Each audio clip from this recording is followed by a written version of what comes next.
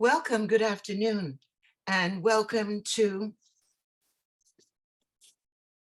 the Postmistress of Paris with our author, Meg Waite Clayton, who I'll introduce formally in a few minutes. But first, some promotional information. Our program, our book series, is sponsored by the Contra Costa Jewish Community Center and its Under One Tent programming, Congregation B'nai Shalom, and Diablo Valley Noises, and Diablo Valley Hadassah. We have a lot of very vibrant and dynamic programming coming up. Already streaming is a brilliant film from Norway, Betrayed, and the Contra Costa JCC is a co-sponsor of the East Bay International Jewish Film Festival and its year-round programming. Go to eastbayjewishfilm.org to register for Betrayed, a World War II film from Norway. And this Thursday, the 20th of April at 7 p.m., historian Fred Rosenbaum will talk about the Jewish community of Norway, especially focusing on what happened in World War II and subsequently thereafter. That is again Betrayed and Around the World with Fred. And now a little bit about our author. We're so glad that she is returning to our Zoom session.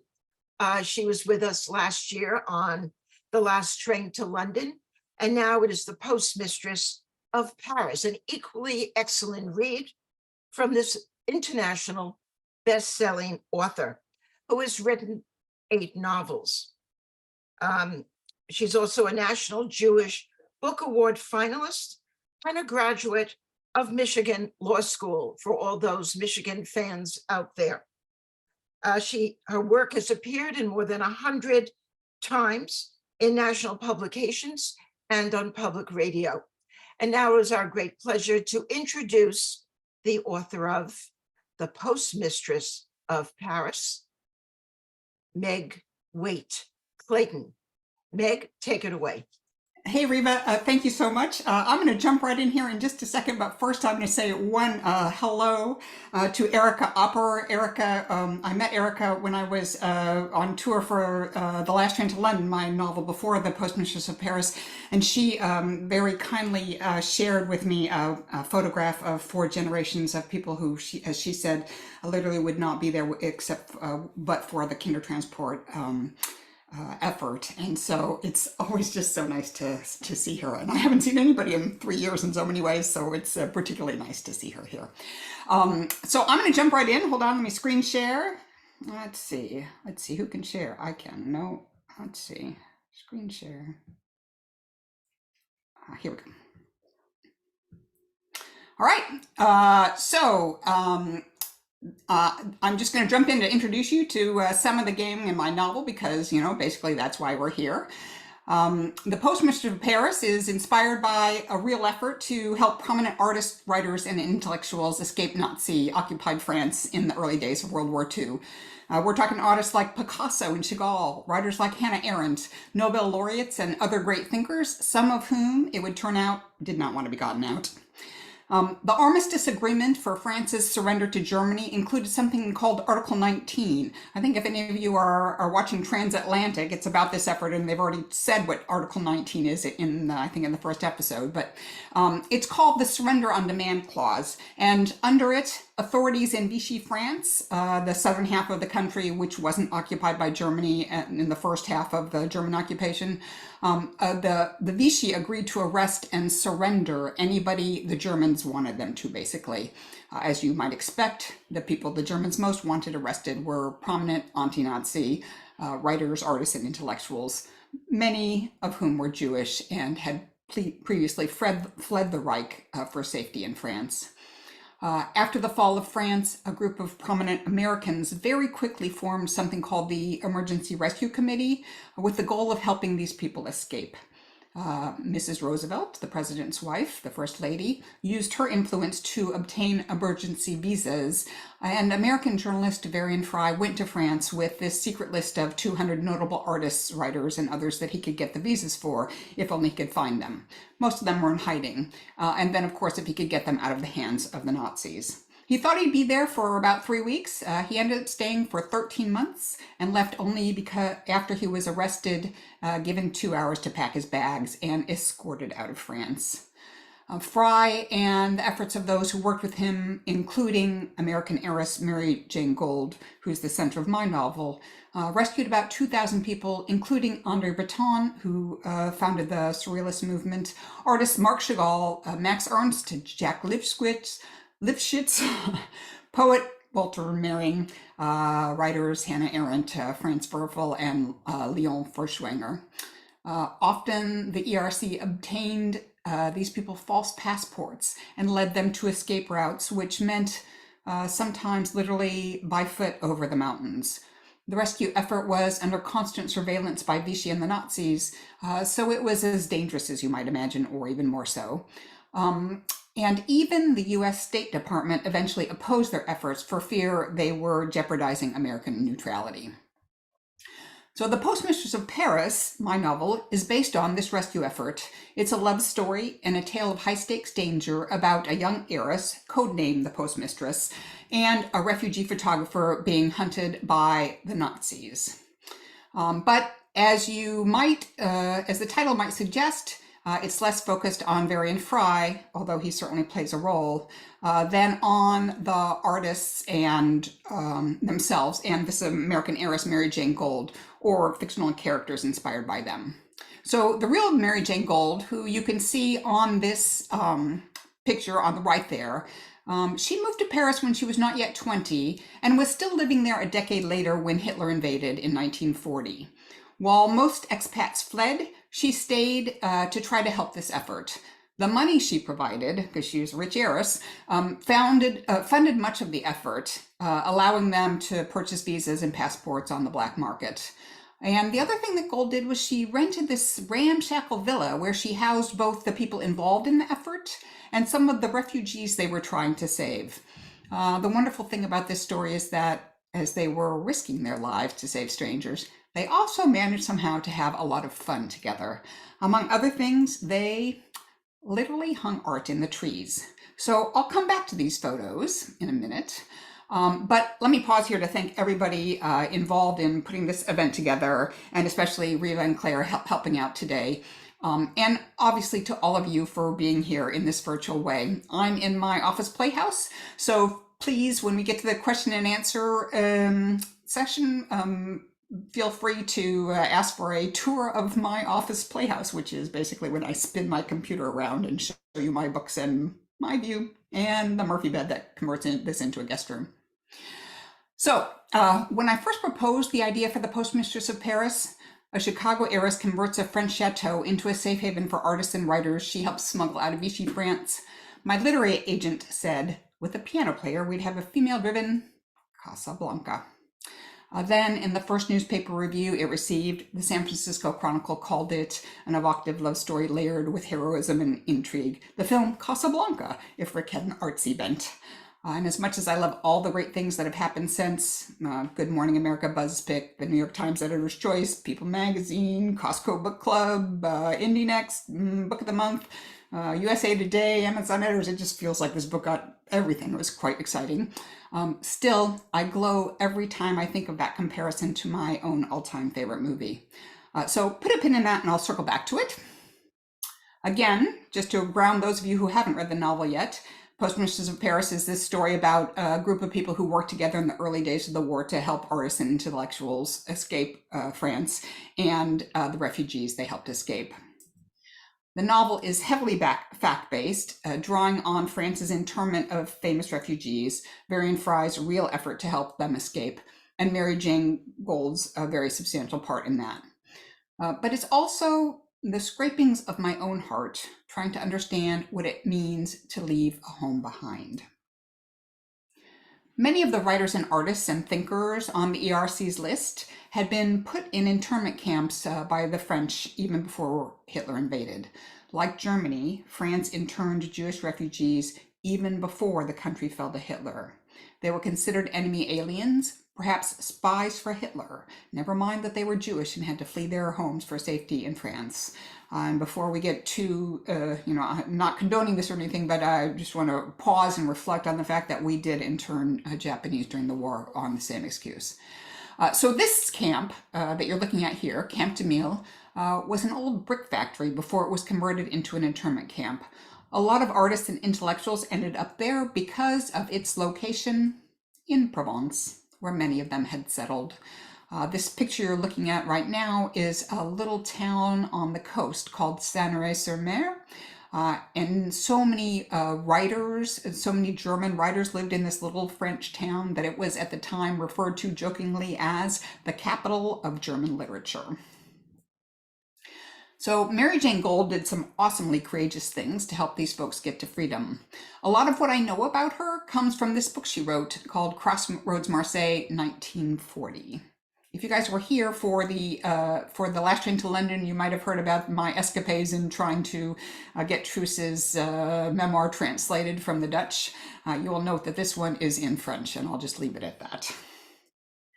So you can see in this real photo of the people, the fellow in the black glasses in the middle is Varian Fry, who led the effort. And the fellow second from the right is André Breton, a writer they rescued. This is part of the time, obviously, when they were having some fun. Among other things, they hosted salons, often held outdoors on the Belvedere at Villa Herbel, where they literally hung art in the trees. This fellow here in the picture is Danny Benedite. He's one of the real heroes who plays a role in the novel, and he's hanging a painting by Max Ernst, a surrealist who plays a small role. When I saw this photo, I thought, dang, I gotta write this story. It's really the photo that made me want this to be my next novel. So at these salons, they had great conversation about art and writing and about the troubles of the day, of course. They ate what little there was, thanks to rationing. There wasn't a whole lot, but this being France, there was at least plenty of wine. They played these crazy games they made up, both at the salon and just at night hanging around the villa and kind of all the time. The image on the left here is the result of a communal drawing game they called Exquisite Corpse. Exquisite Corpse started as a word game, and the word game was pretty simple. Basically, 5 players wrote a word. Somebody wrote an adjective, a noun, a verb, and they strung them together to make these kind of crazy sentences, like a Mad Lib sentence. So the name of the game actually comes from an early sentence from the game, which was, "The exquisite corpse drinks the new wine." So that's where the name comes from. The drawing game was similar with 3 players. Somebody drew a head and then folded the paper in thirds and passed it on to the next person who could not see what they had drawn. They could just see 2 little lines over, drawn over the fold, and they drew a body. And then the next person drew a leg, all of them blindly without knowing what the others had drawn, in order to make some pretty bizarre creatures. If you can check on the internet and see all sorts of exquisite corpse creatures, it's quite fun. So, and the image on the right here, the brighter image, is a deck of cards that they designed. Not kings, queens, and jacks, because that was too monarchist and military, not at all what they believed in. They called their face cards Genius, Siren, and Magus. And each of those cards is drawn by a very prominent surrealist artist. So this real Chicago heiress, Mary Jane Gould, is part of the inspiration for my Postmistress Nanette, but my novel's actually a little bit of a mashup. Nanette flies the exact same kind of airplane Mary Jane Gould did, which is this red Vega gull. My Nanette has an adorable dog named Dagobert. Again, like the real Mary Jane Gould, my Dagobert has a funny habit of barking like mad every time anyone says Hitler. I'll tell you, Dagobert is the first major dog character I've ever written, and I did channel our last dog, whose name is Frodo, as a golden retriever, in writing him. But that Hitler thing, the real Dagobert actually did that. Honestly, sometimes you cannot make it up better than it really was. So my Nene is definitely made with a large dollop of Mary Jane Gold. She's, I would say, probably 75% Mary Jane Gold. But I tossed in a bit of a German refugee whose name is Lisa Fitko. Lisa also played a huge role in helping refugees escape France. But I can't tell you what it is, or I would spoil the ending of the book. But there's also a lot of fiction in Nene too. So the Postmistress of Paris is about this courageous American woman, but it's also the story of the artists who fled Hitler's Germany for safety in France, only to be confined in these internment camps. The experience of my photographer, Edward, who flees the Reich with his toddler daughter, Lucy, and her stuffed kangaroo, Professor Ellie Mouse, only to end up in peril in France. Their stories are drawn from the real experiences of men interned at Camp de Mille, children hidden in Paris, and refugees trying to escape. The men interned at Camp de Mille lived and ate and slept in this old tile factory that was still so thick with brick dust that they described the way it made the floor uneven to walk on and filled their lungs. If anybody is watching Transatlantic, I will say that I believe that they filmed the scenes, at least the outside of Camp de Mille, at the real Camp de Mille. I'm not sure how they ended up with that particular scene because actually the Camp de Mille is a made up.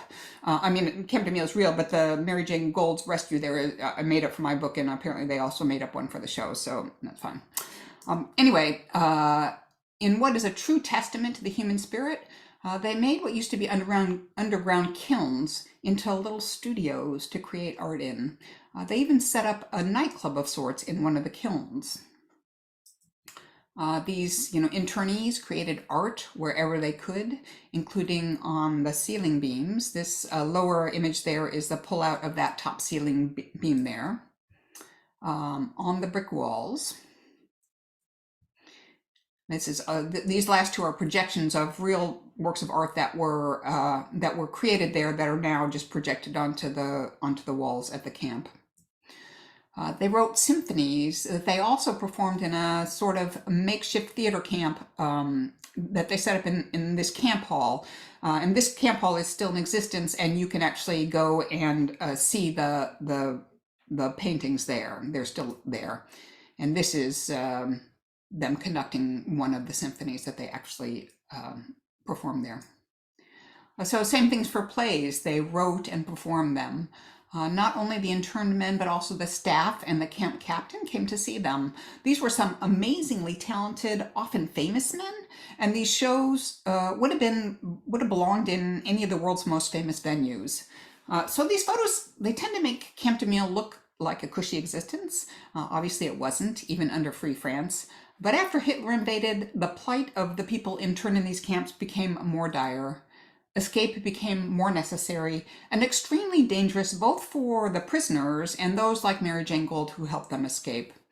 So the story becomes then a dangerous race against the clock to save lives. And while there were several ways that people could get out, including in the first days, sometimes simply by train, for most of them, the only escape was literally by getting to the base of the Pyrenees, no easy task, and then climbing over the mountains on foot. They often posed as vineyard workers like this gang, but not everyone was this as fit as these guys are here. And there was snow in the mountains a lot of the time. So many of the characters in the book are drawn from real people. And when I stick pretty closely to their real stories for their bits in my novel, I use their real names. So for example, this is Varian Fry, who brought the list and established and led the rescue effort, which they conducted behind the cover of something called the CAS, the Centre Américain de Secours, which helped refugees in legitimate ways. This photo, by the way, like many I'm using here, comes from that great resource for all of us, the U.S. Holocaust Memorial Museum. So Bill Fryer was a Viennese political cartoonist who was their forger. He could reproduce the official Commissaire de Police stamp like nobody else, and the official signature as well. So unfortunately, he was caught forging documents and eventually deported to Poland, imprisoned first at Auschwitz and later at Buchenwald and Theresienstadt. He did survive, but I hope that gives you a sense of how dangerous this effort was. Gussie Rosenberg was a 19-year-old Jewish man who could pass as an Aryan teenager, which was as handy as you might imagine back then.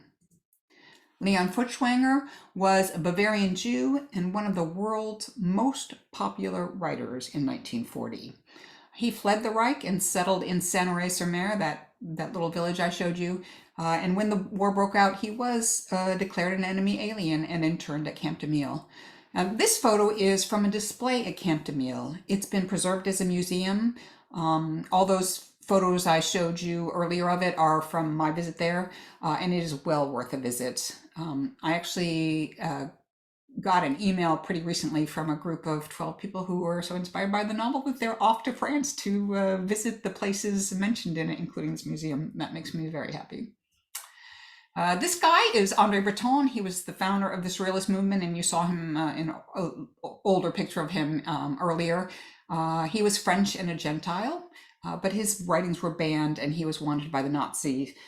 He is one of the people, he along with his wife and daughter, who actually lived at Villa Herbel, the villa that Mary Jane Gould rented for many months before they could be gotten out. So those are the guys, but a lot of the work here was done by women too. So Danny Benedette's British wife Theo left Paris with Mary Jane Gould. Gould's first effort to help somebody escape was actually she tried to get Danny and Theo's toddler Peterkin out of the country into America, but she failed at that. Theo lived at Villa Herbel and was involved in the rescue effort, and she and Danny stayed after Varian was thrown out of France and ran the effort themselves. Varian's assistant was a woman named Leah Fishman, who, like so many amazing women, got little credit and does not seem ever to have been photographed. So we're going to let this blank slide represent one of the many anonymous women in history. Lena was a Russian refugee in France on a Polish passport who, when she couldn't escape into Spain herself, became Varian's right-hand woman. She spoke 6 languages, more than anybody else in the effort, which was very handy when communicating with refugees from all over Europe. And she also had a totally unflappable disposition, and so she was probably the most central person in keeping the CAS office on an even keel in some very stressful times. Miriam Davenport was studying at the University of Paris on a scholarship, and she escaped to Toulouse and then to Marseille during the German invasion in May of 1940. She worked with the effort while she tried to get her fiancé out of Yugoslavia, which she did finally with Mary Jane Gould's help. Mary Jane Gould herself credits Miriam with getting Varian to consider the possibility that a super rich young woman from Chicago might actually be a plus in his rescue effort. He thought that she would be a dilettante and would not be that hopeful, not be that helpful. So any of you who've read me know that at the center of every novel I've ever written, an important element is friendship. In no small part because honestly, I would be a different person if not for my own friends. I think Miriam's help with friendship with Mary Jane says a lot about who Mary Jane was. In this top telegram here, Miriam tells Mary Jane that she needs to get $500 to get her fiancé to safety. So just so you know, $500 was the average annual salary for a working woman back then, and even men didn't make twice that much in a year. But Mary Jane just wires it to her. Miriam's note on this envelope says that Mary Jane paid for everybody's dinner here. She writes, "We represent Mary Jane's first beneficiaries in Marseille." So Mary Jane, in addition to helping in the work of the rescue committee, also rented Villa Herbel so they could have a place to live. She actually rented it so that Danny and Theo would have a healthy home for their toddler Peterkin. But she also contributed many thousands of dollars to the effort, getting it into France without raising submission through some very clever ways that I will let you read about in the novel. So as I write, I try to gather around me as much of the real history and place images as I can. I'm going to give you a little peek into how I created the first 3 scenes that make up the first short chapter of the Postmistress of Paris, which Spoiler alert, the book is less about, this whole thing is less about the magic of writing than about putting my tush in the chair. Although, of course, as you can see here, sometimes that chair at least is in France. So the novel opens with Nanette in a plane over Paris. For that, and she pilots the plane. So for that, I'd have loved the excuse to learn how to fly a small plane myself, or at a minimum to get somebody to fly me over Paris in a small plane. But by the time I realized that that was where the novel would start, we were into this COVID thing. So instead, I found two people who would help me. One of them is Sue Holm. She responded to a Facebook post to tell me that I put up to tell me that her dad had flown one of the last Vega gulls in existence that would, that was airworthy. And she sent me photos of the plane inside and out, including this image, and footage through the windshield, like a video of the footage through the windshield that provided the details and the specs of the plane. She gave us all the data that we needed for something I'll talk about in just a minute. Since Dagobert is in the passenger seat in that opening scene, I had him on the screen beside me as I wrote. The opening would be nothing like it is, though, without the help of a man named Christopher Keck. Christopher was a friend of a friend, and what he did was set up the path that I was going to have Nanette fly over Paris on a flight simulator, actually using the specs that we had the plane specs that we had, so that I could both see how the plane would behave and what Nanette would see as she, for example, circled the Eiffel Tower as she does in the very opening paragraph, or tries to recover from a stall in that first opening chapter. So Christopher shared it with me by Zoom, again using the specs of the plane that Sue provided us, and he reworked it with me. We changed the flight path so that the flight would be real and exciting, and I was describing it in language that a pilot would use. And I'm just scared. We did this in a Zoom, and it was one of the first Zooms I ever did in COVID times, and I did not know that you could choose different ways to do it, and so our Zoom actually toggles between him and me, because every time I talk you see me, and every time he talks, so it cuts back and forth. But this is 10 seconds of what was many hours of a Zoom, just so you can get a flavor for what he did for me. Eiffel and head over to the Arc. We're going to drop down to 800 feet. Let's see now. It's always hard to get past this screen. Eiffel. Eiffel. Okay, hold on. Sorry. There we go. Okay.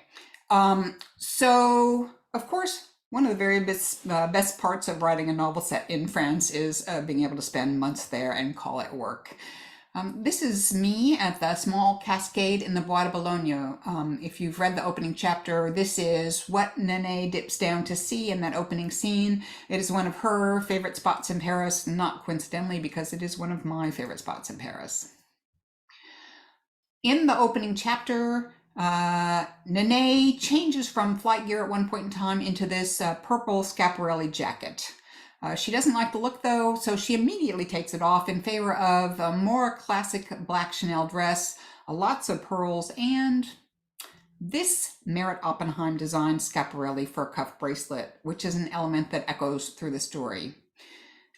So as you can see, rather than make up an outfit that's a period appropriate, I just go on the internet and find them. It's, I'm not a fashion designer, and fashion designers do a much more interesting job of designing fashion than I would.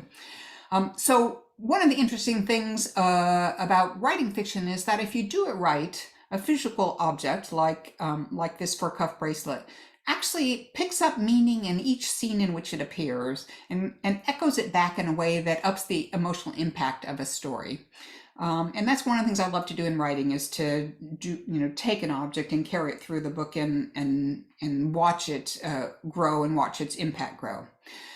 Please don't panic if you don't know who Merritt Oppenheim is, or even Schiaparelli. I will say that I am neither a fashionista nor, honestly, a particular fan of surrealist art. I actually find both a little bit daunting. Whenever and I didn't know either of those people were before I started researching this novel. So in the book, I'll either tell you who the people I name are, or the context will make it very clear. And to be honest, mostly you don't need to know. So later on in that chapter, quite a bit happens in this opening chapter, even though it's only a few pages. Nanet rushes off to the opening of a surrealist exhibit that really did open in Paris on the day it does in the Postmistress of Paris. I love using actual details of actual things that happened, the real history. I was a history major in college. I love history, and I just, jive on research. So for writing this scene, I found the flyer that had the details of the actual exhibit. I gathered photos of what the outside of the courtyard looked like so that I would know what Nanet is seeing in what turns out to be, honestly, a single sentence as she arrives at the exhibit. It started out being a whole scene, and then I realized that I didn't need the whole scene. I could just put her inside the exhibit. But in doing the research, one of the things I found is that this car that you see in the top right there is not just a car parked outside of the exhibit, but it is a work of art by Salvador Dali called A Rainy Taxi, or alternatively, Mannequin Rotting in a Taxi Cab. You can't see from this photo, but the mannequin passenger in the back seat was covered with live snails. That's surrealist art for you. So then I found a lot of images of the inside of the exhibit too, including this one, Don't Tell the Docent. But I took down the real works of art and hung in their place fictional photographs taken by my fictional Edward. Nanet first meets Edward at that exhibit. He's a photographer and one of my point of view characters. So I had to be able to think like him. So one of the things I do to do that is gather around me the things that he would have around him. So that's the camera, and that's photography, developing and printing equipment. And then this image at the bottom, the thing about surrealist art is it's pretty funky. They did some pretty weird things. And this is one of the funky things they did photography-wise was called solarization. It was a technique that was developed by Lee Miller that Man Ray grabbed the credit for. But what it means is it's just a way of developing the film so that, I'm sorry to say, this woman in the bottom right corner here, that's a real woman and that's her real skin. It's really that perfect. I would have said nobody had skin like that, but she does. But then the photograph next to her, the same photograph where she's kind of shimmery gray, that is the result of solarization of the film. So I gather lots of images around me, but I also gather documents like this interzonal postcard, which for most of the period that France was split between occupied and free France, was the only mail people could send out of occupied France. And my characters use it as they're trying to locate Edward's daughter Lucy, a Jewish child in hiding in Paris. Later in the novel, this cable is sent from the State Department to Varian Fry. It says basically, Varian, please stop poking Vichy and Hitler and with these illegal rescues, and by the way, you need to come home. I'd read enough about this cable that I actually didn't need to see it, but there's something about seeing it that makes it more real for me. For so many of the things I collect around me, they matter for not more than a moment in the book. Many of them I never use at all, but they put me in the world I'm writing about so that hopefully I can put you there too. And just the ending of that story, Varian ignored the cable and kept on doing what he was doing. So the novel's titled The Postmistress of Paris. I hope you'll enjoy the airplane ride around over the city and the exhibition and a party that is in the exact location where Mary Jane Gould's apartment was. I had a good time finding that when I was in Paris one time. And then obviously the scenes of the Germans invading. But it could as easily be titled The Postmistress of Provence. Both Camp de Mille and Villa Herbel are in Provence, as is the CAS office, and that actually was my working title for the book. So despite the graffiti there now, This is actually the Panir district of Provence, and despite the graffiti there now, it's far nicer than it was when Jewish refugees hid in its brothels and underground caverns as they hoped to escape the Nazis. The novel might even be titled The Postmistress of Chenonceau. It's, if you haven't been there, you just need to, leave right now and go. It's this gorgeous Loire Valley chateau that literally spans the Cher River, which was the dividing line between occupied and free France. The inside, as you can see from this inside shot, it's the gallery over the river. You can see the gallery over the river in the top photo, and then this is the inside shot of that gallery. And it was actually used to smuggle people out of occupied France. But Casablanca? Yes, piano playing is involved in the Postmistress of Paris. Also Nazis, cocktails, transit papers, and even lovers who first meet in Paris. But for me, the story turns out to be very much about what it means to leave, to stand literally at the top of a mountain and look back on the place you've called home, the people you've loved, the world you've known, and then to carry forward into a new life in a world you have never been to, where you often even don't speak the language. I have left so many homes in my life. I literally went to as many grade schools as there were grades, but I've never had to leave my native country. And still, it's never easy. And I think we so often judge refugees by asking, what have they done to deserve to live here, without considering the impossible decision to leave even the most dangerous of homes. I find that especially heartbreaking in a world where 2 million Ukrainians live outside their homeland now. But I find solace in this heart that someone drew on the walls at Camp de Mille. It says inside of it, liberty, life, and country. It's universal, this story. That makes me sad too, but this heart reminds me of the power of hope. So I hope you'll read and enjoy The Postmistress of Paris as an adventure story and a love story, and a story about people managing to have great fun even in impossible times. But I hope the novel especially will create a moment to pause, to consider what leaving a life behind has and will always mean. And of course, I hope it does the real people involved in this extraordinary history justice, and that my characters will inspire others as truly as the real characters involved, the real people involved in this, inspire me. And with that, I'm just gonna end this screen share, and I would love to talk about anything you all would like to talk about. That's what I'm here, and so please ask away. Thank you so much. It was a wonderful presentation, and I've already read your book, but I'm sure it will encourage others. I would love to remind everyone about our book authors from the Jewish Book Council, which is one of our partners.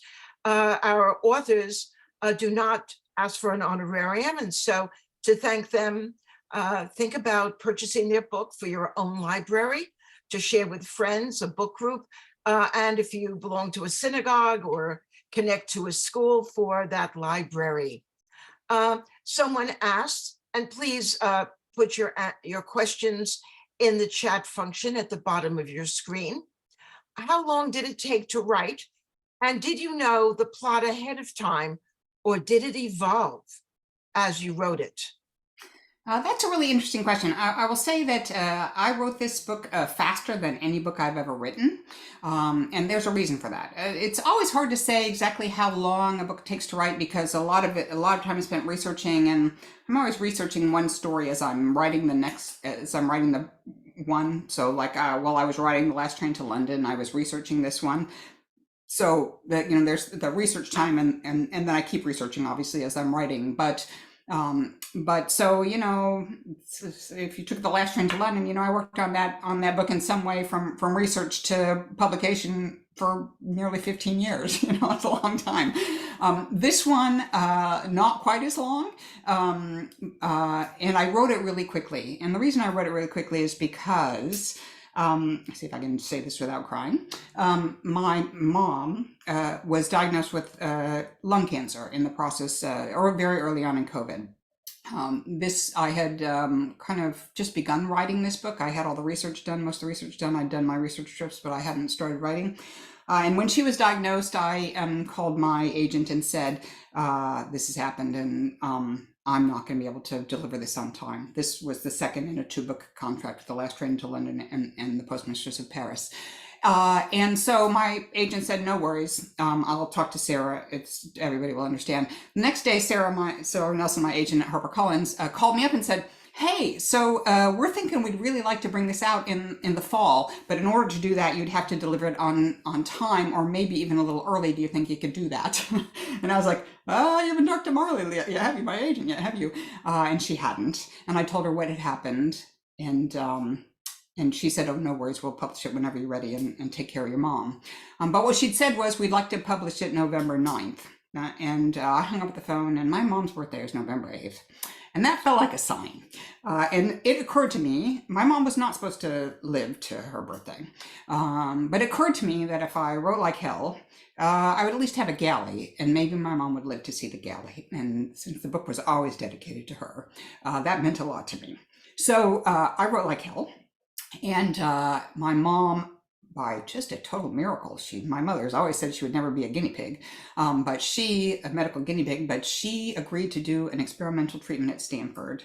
And as a result of that, she got an extra year.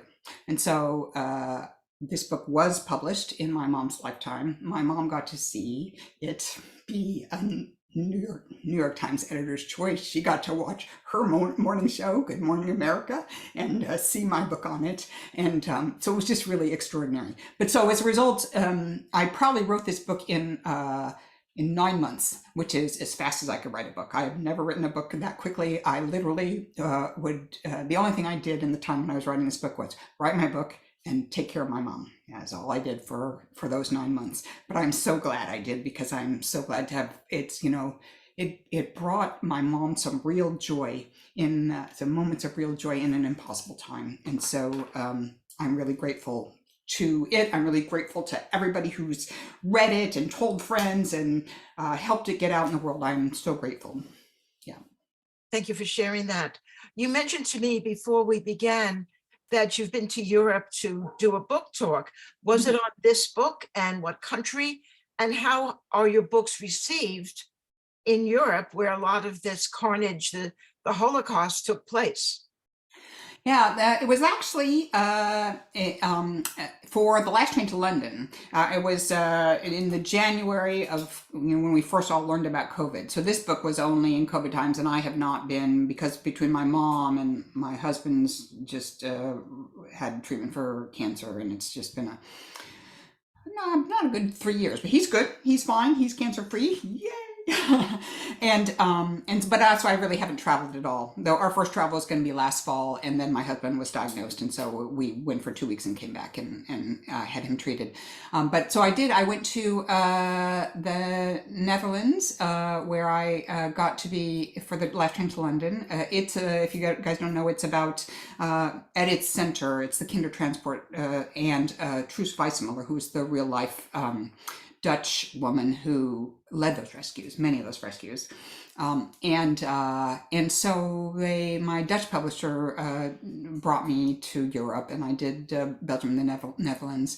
And I got to be interviewed by the head of the Anne Frank Center in Amsterdam, and I spoke at a Holocaust museum in the Netherlands. I mean in Belgium, and it was really fabulous. This book has only just begun to be published. It's done very well in the Netherlands where it's been published, but it hasn't been published in translation as much as that yet. It takes a while to get a book translated and out. But The Last Train to London they're both international bestsellers. The Last Train to London was a huge seller in the Netherlands, and also a bestseller in a number of other countries in Europe. And I tell you, it's really extraordinary. It's, the things you imagine when you think maybe you're going to be a writer. I never imagined I would be successful enough to be translated into other languages.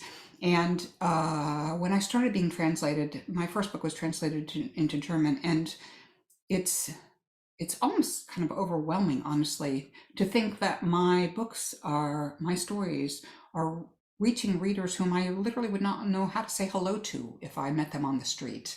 I just feel so incredibly honored by that and by its reception, by the reception of these books around the world, truly.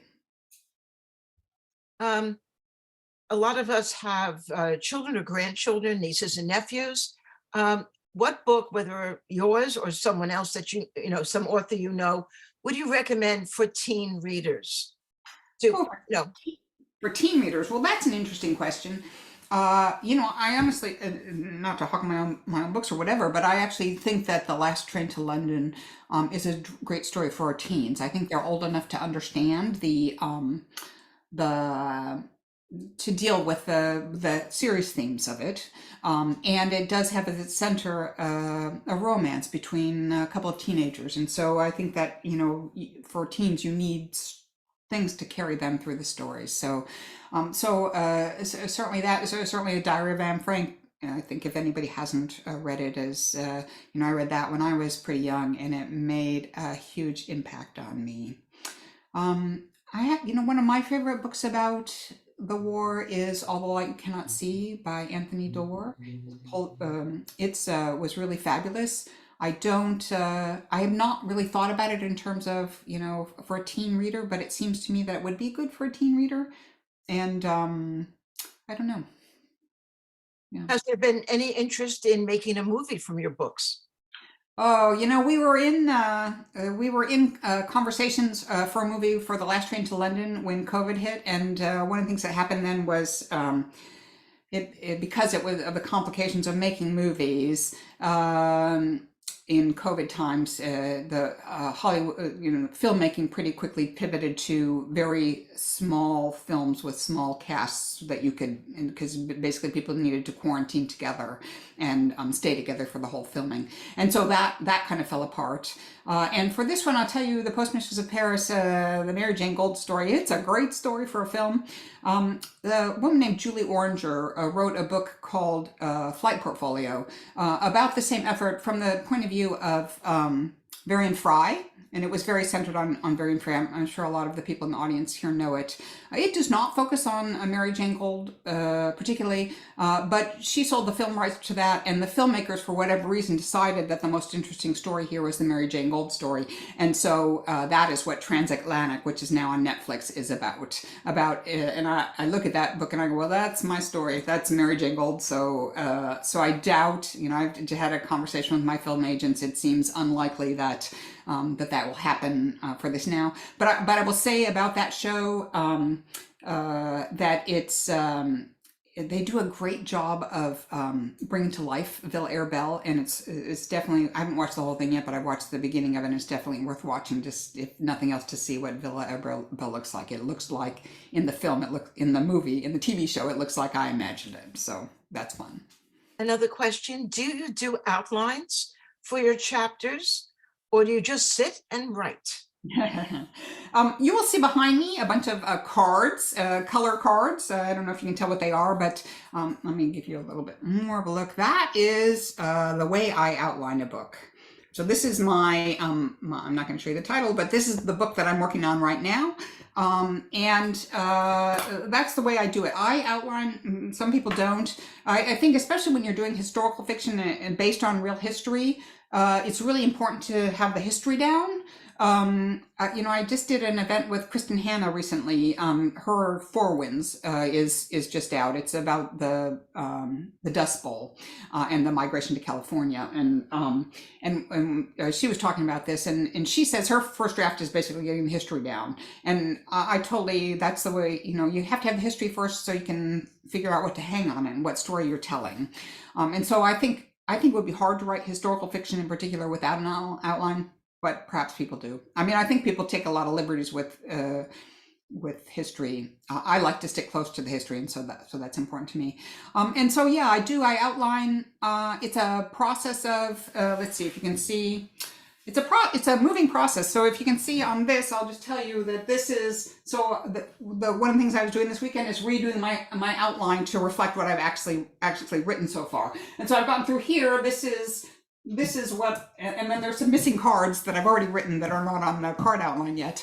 But it helps me to keep myself straight so that I don't have to read the whole, 300 pages of a manuscript to remember what happened in any particular chapter. And it also has a number of benefits. For one, I mean, when I start a novel, I take these white ones, these white cards. They're just like the ones that we all used when I'm old enough to have used those for term papers when I was a kid. And I just brainstorm ideas of things that might happen in the book. Maybe this will happen. I write down an idea and I throw the card on the floor. I write down an idea and I throw the card on the floor. And at the end of that brainstorming session, I have a bunch of cards. And I can take them and spread them out and think about what order they might go in and things like that. And what that does is, because I'm just brainstorming, for me, any idea I have in writing at some point in time in the writing of it is just a terrible idea. It's just gonna suck. And so what that does is it gets the editor off my shoulder, so that I can, it kind of turns it off so I can just be creative and not think about it. And then I just, put them all, I literally sit on the floor and spread them out and see what I've got and start making an outline that way. So that's what I do. And then over time, as I figure out who's going to carry the point of view, you'll see these are all different colors. There are 3 point of view characters in the book I'm working on now. One of them has a kind of a present and a past point of view. And so those are what the colors are. And so I can look at, that yellow card and I can say, oh, that's one character. And so it also gives me, I can see, am I letting one of the stories go unaddressed for too long? Because I think when you have multiple point of view stories, you have to keep, it's like juggling. You have to keep all the balls up in the air. And so that helps me if I'm keeping all the balls up in the air. And then the other thing it does is it makes it really easy to edit, because you look at it and you go, well, you look at it and you go, okay, I'm writing down what happened in this chapter. And if I can't say in a few words what's happened in this chapter, then probably nothing has. And probably I don't need that chapter. And so I pull the card out and throw it away. And that's easier than taking, 8 pages of, 3 days or 5 days or 3 weeks of writing and throwing it away. And so it works for me in many, many ways. But I do outline, I think, people do, people don't. I think about writing that the way you should write is any way you can. Someone asked, and I don't know if you can do it. So can you show us the 360 degrees? Oh, yes, I can do that. I'm just going to spin hold on just a minute. Let me open up so you can see my view. I have a tiny little office, literally when I'll show you. Okay, so that's my working board. This is, you can see it's empty now, but that's my creative idea board. That's probably a bad sign when it's empty, but there you go. And then I have buckets of books and, stuff like that. And then I have a beautiful view, which is why I chose this office, even though, I don't know if you can see it, but it's a view over oak trees, which I really love. I have some pictures that I love there. And then if you keep going around, I always shut the blinds at this time of day when I'm doing events because the sun comes in and glares at my eyes. But you can see in the back corner there, that typewriter on the shelf there, that was my mom's typewriter. She could type faster than anybody, and I learned to type on that typewriter many years ago, so that's fun. And then that's the Murphy bed that makes this room double as a guest room when my kids are home. And as you can imagine, when that Murphy bed is, it's a little office. So when that Murphy bed is pulled down, there is literally very little to do with anything except to sleep. So my sons, are always flip coins for who gets my office, which is small, and who gets my husband's office, which has a couch and a chair and a desk and all sorts of things that can stay there with his Murphy bed, but doesn't have the view, which I really love. I really love the view. So that's it. When will your next book, do you think, be finished? I don't know. This one has usually I would have already turned in a book by now. It's been a rough go, between losing my parents, doing the estate stuff, and my husband's health. This one's slow. I keep saying I hope to have it done by I hope to have it done. I hoped at one point in time to have it done by the end of next week when I start traveling for books again, for book events again. I got to write pretty fast if I do that, but that would just be a draft. But I hope to have something this summer to my editor, to my agent, and I think we'll probably go with the same editor. We'll see. And so then it would probably be the fall of 2024 before it comes out. It takes a good year from, if Harper publishes it again, they could maybe do it a little faster. They could maybe bring it out in the spring if they like. But it takes, it takes a lot of time to. It's interesting, the marketing of books. You have to do these galleys and you have to get them out to people so you can have reviews and the booksellers can know that they want the book and that kind of thing. So it takes a little while to get a book published. So I would say probably fall of 2024. That's the hope. Well, we look forward to bringing you back then. Thank you. And it's been a pleasure. Thank you so much. And I want to remind everyone that tomorrow night at Temple Isaiah, 7 p.m. is our community-wide Holocaust commemoration.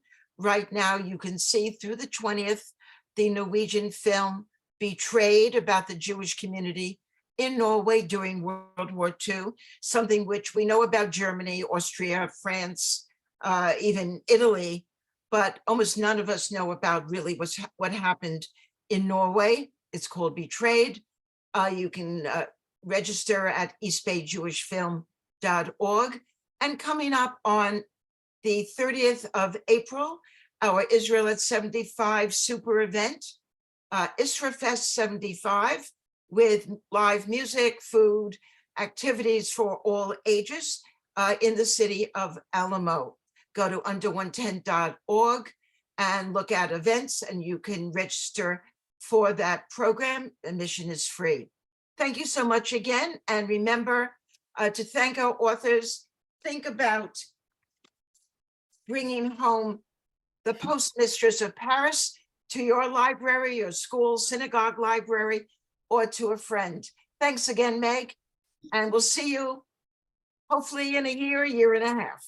Thank you so much. And thanks everybody for being here. It's really nice to spend this time with you. Take care, everyone. Bye.